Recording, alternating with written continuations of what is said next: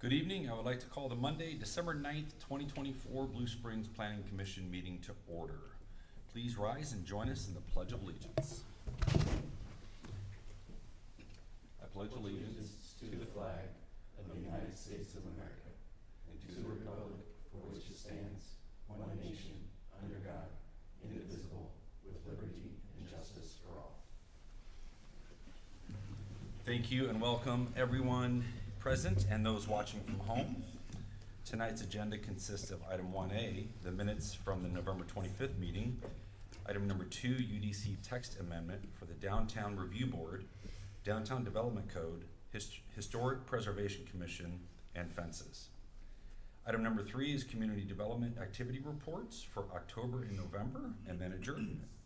At this time, I would entertain a motion for the consent agenda and the approval of the November 25th meeting minutes. Chair, so moved. I have a motion. I have a second. Second. All those in favor? Aye. Any opposed? All right, that passes. We did not do a roll call. Tracy, can I get a roll call, please? Yes, of course. Commissioner Stokenberry, Aye. Commissioner Smith, Aye. Commissioner Cradoff, Present. Commissioner Graham, Present. Commissioner Howe, Present.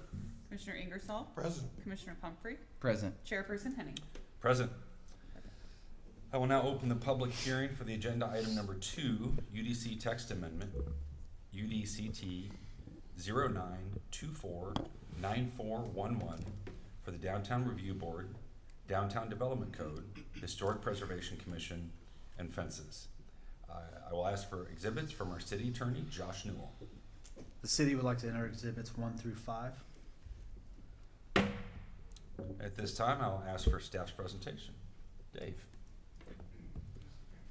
You solemnly swear the testimony you're about to give in this case is the truth, the whole truth, and nothing but the truth, so help you God? Yes.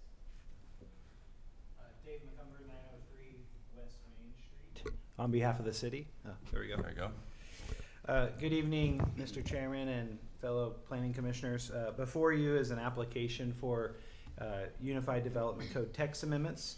That's the first one being to dissolve the Downtown Review Board. Second one, modifying the Downtown Development Code to account for the Downtown Review Board processes. The third being to amend the Historic Preservation Commission's duties and powers section. And lastly, to add design standards for fences. Recently, the City Council has instructed staff to bring amendments to the UDC forward with the intent to make improvements to the development process for projects located in our downtown area. Section 402.060 is the section in the UDC for the Downtown Review Board. The board was originally created to provide an expedited review process for development applications downtown. For many years, the DRB served this exact purpose. However, in recent times, the associated processes have proven to slow progress for applications, causing city leadership to question if the DRB's original intent is still effective. The first proposed amendment is for the dissolution of the DRB. The second amendment is to section 404.240.m. That's the planned zoning section. This section of the UDC is proposed for amendments to account for the DRB's removal. These amendments shift the DRB's roles to staff, exhilarating processes for downtown development projects. Additionally, within this section is also an amendment related to the function of the Historic Preservation Commission that specify which types of building permits are required for HPC review in the downtown area. Section 402.050A4, letters C through F, is the Historic Preservation Commission section within the UDC, that is the duties and powers. The proposed amendments to the HPC's duties and powers aims to specify which types of permits are required to be heard by the commission prior to moving through the development process. Most commonly, a residential property owner that desires to construct a fence typically has a minimum of an additional couple of weeks and sometimes longer to wait for building permits, even if their project meets all UDC standards. Many times this has caused frustrations for applicants. The new language focuses on requiring HPC review for building permits for projects that involve work that can impact the historical integrity of properties or buildings and structures within the historic conservation districts. And lastly, section 407.040 D3C subsection 5, other fence design standards when located within a historic or conservation district. This is a new section that's added to the fences UDC section. This amendment is being proposed to add a new design criteria for those fence applications within historic or conservation districts. The standard would prohibit 6-foot tall privacy fences in the street side yard area for corner lots. The amendment respects the historic architectural patterns and forms found in downtown Blue Springs by regulating where privacy fences can be located on corner lots, which are still allowed behind the building line. Picket style fences are still allowed beyond the building line and into the street side yard area of the lots. That's kind of a really high level summary of the 4 amendments that we're discussing this evening. And with that, I'd be happy to answer any specific questions that you may have. Any questions up here? I have a question, Chair. Yes. Mr. Mallon or Mr. McCormick, I'd like to know what will be the perimeters now of the city council to set up projects now that the Downtown Live is being dissolved. Well, the Downtown Live is a separate organization outside of the city. The Downtown Review Board was just put in place as a decision-making body, essentially to, if there was a building permit and it met all the code standards, it still had to go to the Downtown Review Board to be reviewed by a board before they could get a building permit. Any projects that required additional approvals, such as a conditional use permit or rezoning, any of those plans, in those situations, the Downtown Review Board would just make a recommendation to the Planning Commission, and then they would make a recommendation to the City Council. So, in effect, dissolving the Downtown Review Board after being in place for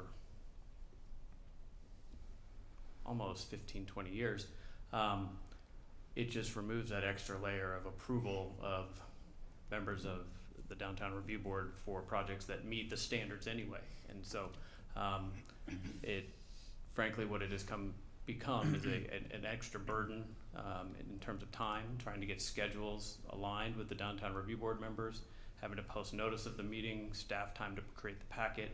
And so it can delay a project by up to like 3 weeks for something as small as a fence.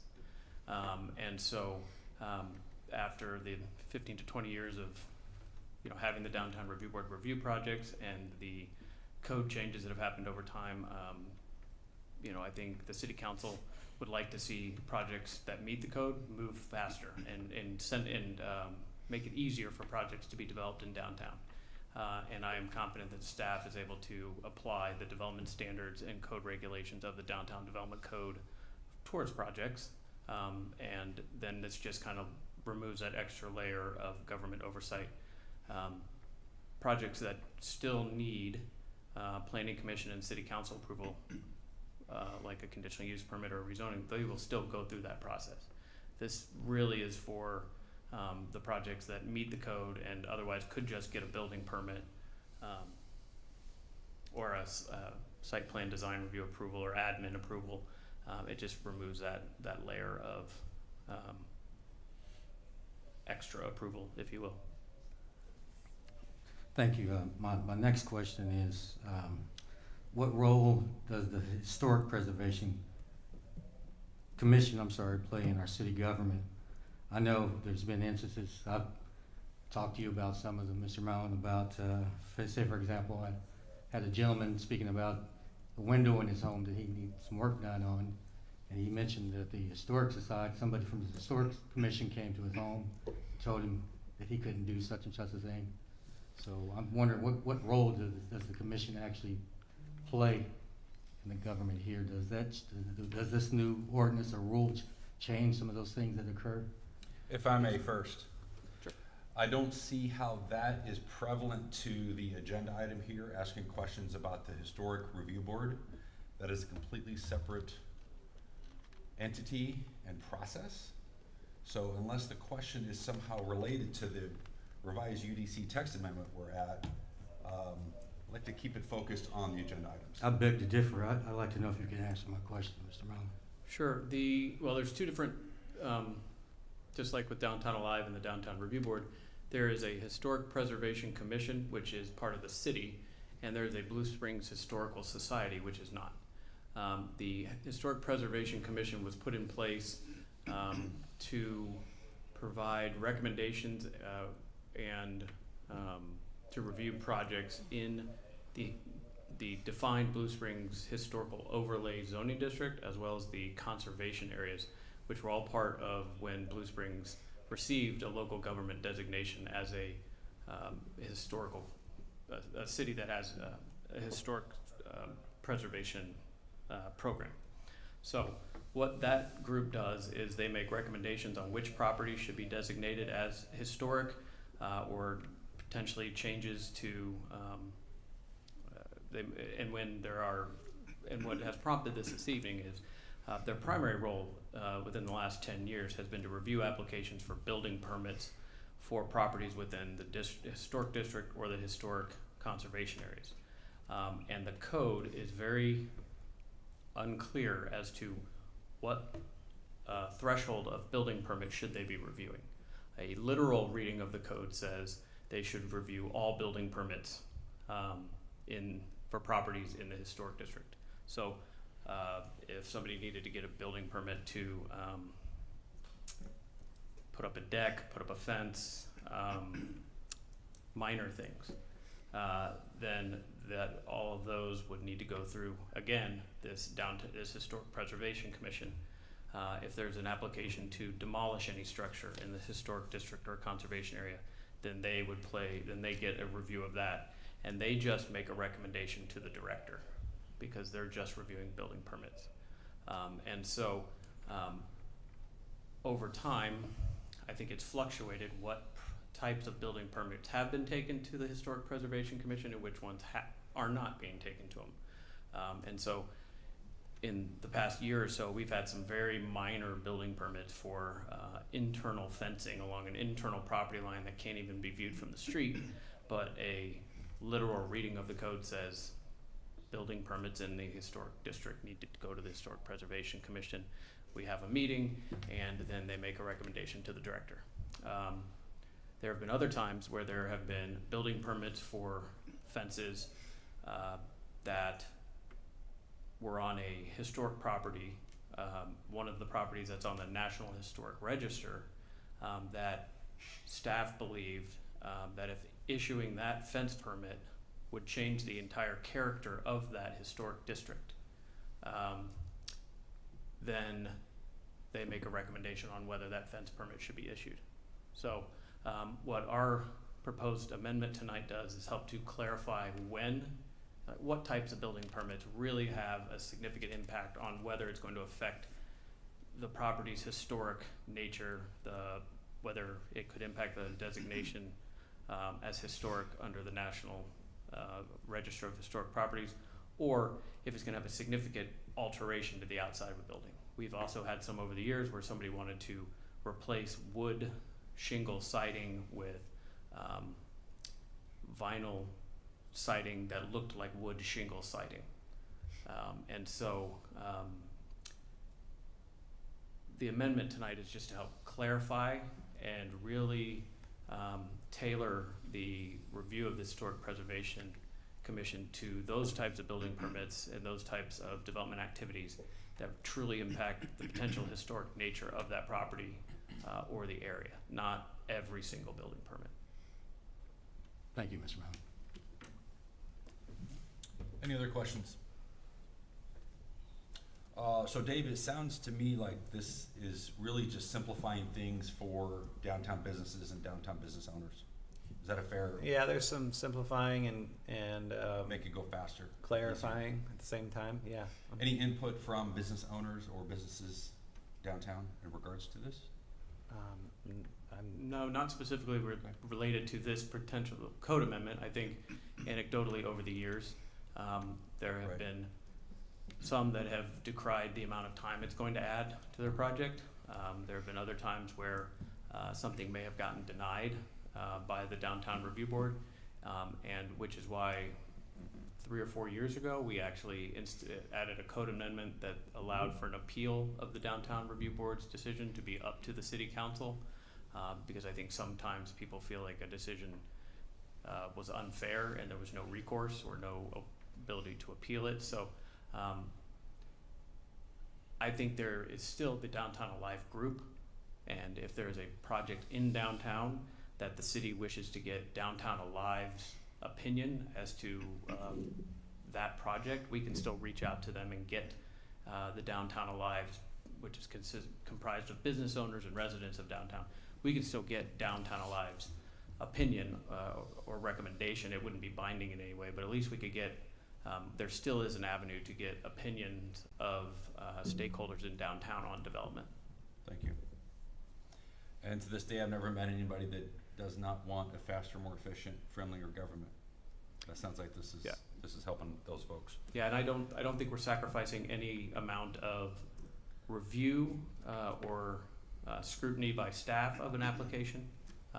This is just, you know, I think our staff is well qualified to be able to do that, and we have codes and plans in place, especially with our new downtown master plan, that help guide our decisions, and then the codes give us the regulations and the intent statements, so that staff is very equipped to be able to handle this. And if somebody disagrees with staff, then there's a recourse to appeal that to the planning commission and appeal that up to the city council. So we're just kind of removing that layer to get downtown's approval, and there are still ways to get downtown's input just through alternate channels. Certainly seems so. Thank you. Any other questions up here? Anybody in the audience that would like to speak in favor of or opposed? Seeing no one, I will close the public section comments of the hearing. It is over. Any further discussions from staff or the commissioners? I will close the public hearing. I'll now ask for a motion on this UDC text amendment.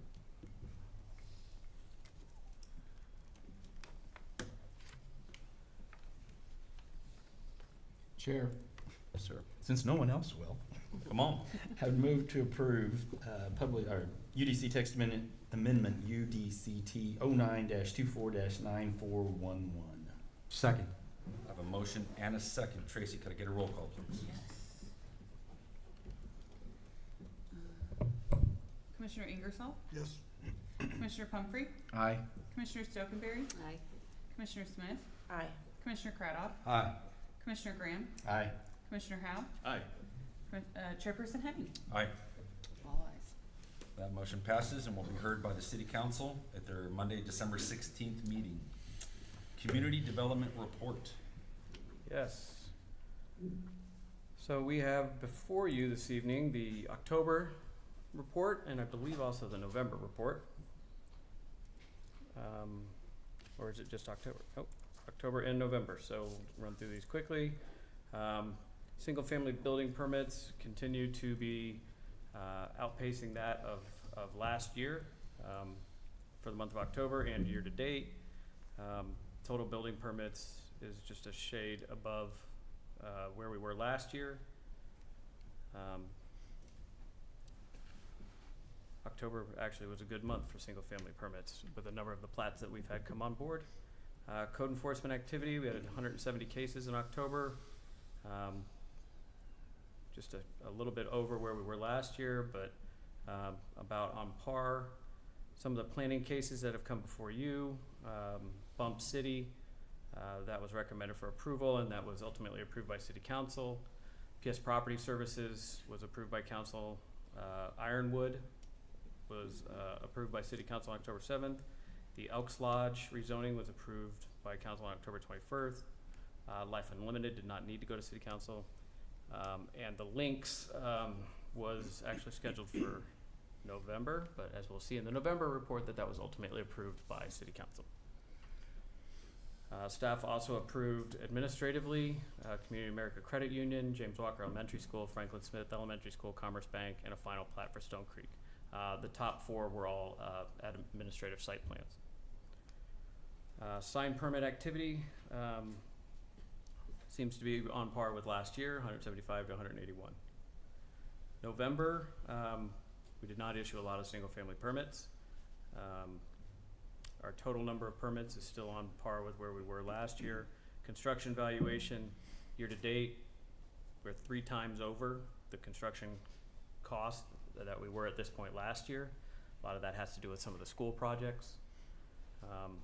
Single-family building permits took a little bit of a dive in November, as they typically do towards November and December winter months.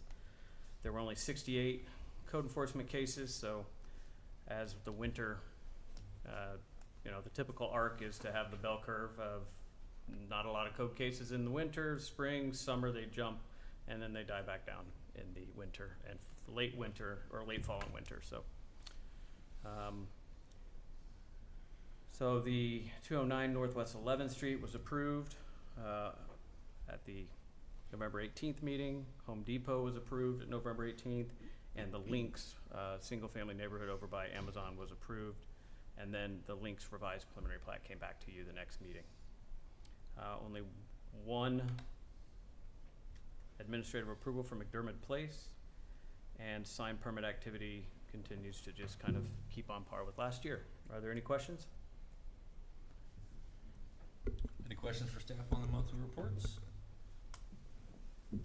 Anything else from staff? Just one other thing. I would like to officially thank Dave McCumber for his work for the city for the past year and a half. He has taken a new position with the city of Raymore, and this will be his last planning commission, but it's been a pleasure having him on staff. Appreciate all of his hard work, and we wish him the best of luck in his new endeavors, and hopefully he keeps his cell phone handy so when we call with questions about what's been going on. So This is completely unacceptable. Dave has been great to work with. I make a motion to deny this. I tried that already. But yeah, Dave, we wish you the absolute best. that's all the other business we had. Anything else up here? If not, I'll entertain a motion to adjourn. So moved. Second? Second. All those in favor? Aye. Any opposed? This meeting is adjourned. Thank you and good evening.